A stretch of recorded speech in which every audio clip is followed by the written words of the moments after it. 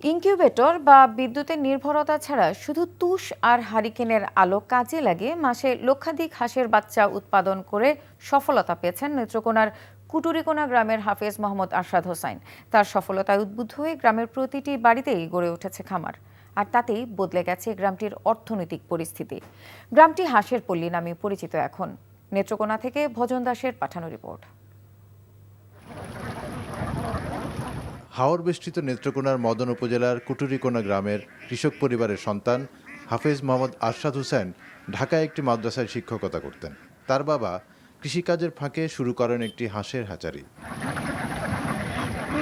৩ বছর আগে গ্রামে গিয়ে আরশাদ বাবার দেখানো পথেই মাত্র ৫,০০০ টাকা পুঁজি নিয়ে পুরনো পদ্ধতিতে হারিকেনের আলো ও তুষ ব্যবহার করে শুরু করেন হ্যাচারি ও হাঁস পালন। করোনার সময় যখন প্রতিষ্ঠান বন্ধ ছিল তখন আমি বাড়িতে আসছি, তখন আমার বড় ভাইয়ের সাথে আমি অ্যাড হয়েছি। অল্প পুঁজি নিয়ে আমি ব্যবসা শুরু করছি। ইনভেস্ট করছি ৫,০০০ টাকা দিয়ে আস্তে আস্তে আস্তে আস্তে, পরে ৫০,০০০, পরে ১.৫ লাখ, ৪ লাখ, ৫ লাখ।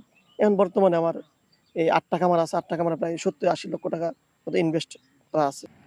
খামারি আরশাদ বর্তমানে প্রায় ১ কোটি টাকা বিনিয়োগ করেছেন তার খামার ও হ্যাচারিতে। তার পথ অনুসরণ করে গ্রামের অনেক পরিবার এ পদ্ধতিতে বছরে প্রায় ৩ কোটি বাচ্চা উৎপাদন এবং হাঁস লালন পালন করে কোটি টাকা আয় করে স্বাবলম্বী হয়ে উঠেছেন। প্রথম আমরা চুঙ্গাতে বসাই, চুঙ্গা থেকে যখন আপনার ১৭ দিন বয়স হয় তখন আমরা বেডে আনি। কাঁচামাল তো এক এক দিন এক এক প্রাইস থাকে, দেখা যাচ্ছে ৩৫ টাকা পিস থাকে, দেখা যাচ্ছে কি ৩৮ টাকা পিস থাকে।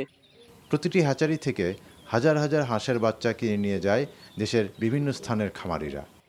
ডিপার্টমেন্ট থেকে আমরা যে রেয়ারিং ইউনিট স্থাপনের জন্য আমরা একটা প্রস্তাব দিয়েছি, আর পাশাপাশি যে আমরা টেকনিক্যাল যে সাপোর্ট সেটা আমরা সবসময় দিয়ে থাকবো।